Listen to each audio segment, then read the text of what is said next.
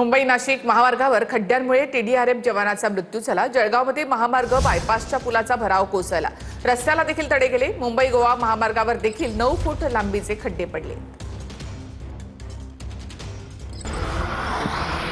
राष्ट्रीय महामार्गावरच्या खड्ड्यांचा प्रश्न जीवघेणा बनलाय। मुंबई नाशिक महामार्गावर दुचाकी खड्ड्यात आदळल्यानं ठाणे महापालिकेच्या आपत्ती व्यवस्थापन पथकातल्या जवानाला जीव गमवावा लागलाय। शहापूर तालुक्यातल्या भारंगी नदी पुलावर हा अपघात झाला। टीडीआरएफ जवान विकास गोरे यांच्या मृत्यूनंतर त्यांच्या नातेवाईकांनी आक्रमक भूमिका घेतली।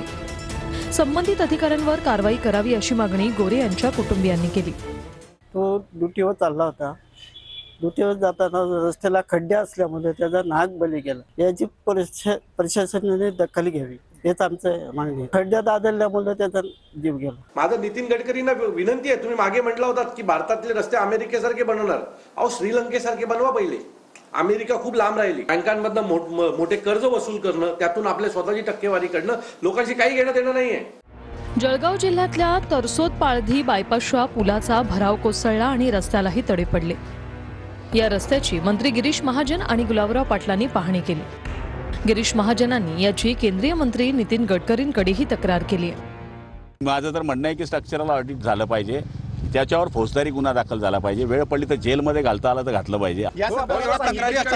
मी पत्र दिलेलं आहे। माझं म्हणणं तेच आहे की स्ट्रक्चरल ऑडिट करावं आणि गुन्हा दाखल करावा। पुन्हा नव्याने केला पाहिजे असं वाटतं का? हो, 100%। उद्या दिल्लीची टीम या ठिकाणी येते, एक्सपर्ट आहेत त्यातले, ते या ठिकाणी येत आहेत आणि ते पाहणी करून नंतर काय असेल कारवाई ते केली जाईल। माननीय गडकरी साहेबांच्या कानावर मी सर्व टाकलेलं आहे। त्यांनी सांगितलं की जर कडक ॲक्शन आपण त्या ठिकाणी घेऊ। मंत्री जे आहेत, जे एकीकडे काय हेल्पलाईन, काय गिरीश महाजनांना काय नाव आहेत, संकट मोचन, आता ते संकट मोचन म्हणून येत असताना संकटात आणण्याचं काम हे त्या ठिकाणी ते कुठेतरी करत आहे। जिथे अमृताची 4 थेंब सांडली तिथे आता विष पसरवण्याचं काम देवेंद्र फडणवीस आणि त्यांच्या संकट मोचकांकडून जे चालू आहे हे निषेधार्ह नाही तर हे विकृत आहे। मुंबई गोवा महामार्गावरही खड्ड्यांचं साम्राज्य कायम आहे।